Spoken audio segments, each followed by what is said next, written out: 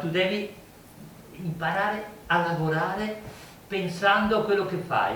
È stato questo uno degli spunti di riflessione dell'incontro di Don Adelino Bortoluzzi, autore delle riflessioni sul Vangelo in onda sulle reti Media Nord-Est, con gli studenti dell'ente di formazione Irigem che si è tenuto oggi a Rosà e a Bassano.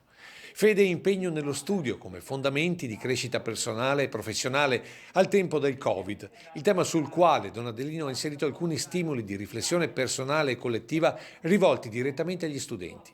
La domanda è, ma tu, che Dio hai in mente? Un interrogativo non facile in un tempo di paure e limitazioni che hanno portato molta solitudine soprattutto tra i giovani, ma anche la riscoperta della fede nella preghiera. Ditemi, l'ultima preghiera che avete fatto, per chi l'avete fatta? Io l'ho fatta per mio nonno perché è in ospedale, quindi ho pregato perché ne è uscito.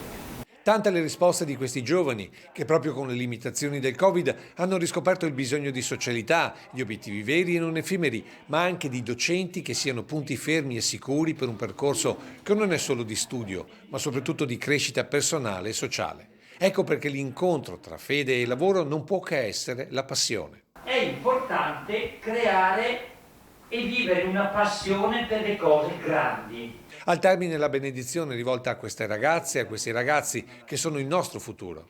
Il Signore sia con voi e vi doni gioia di vivere, serenità, capacità di amare, entusiasmo per il futuro. Dio Onnipotente, Padre, Figlio e Spirito Santo. Amen.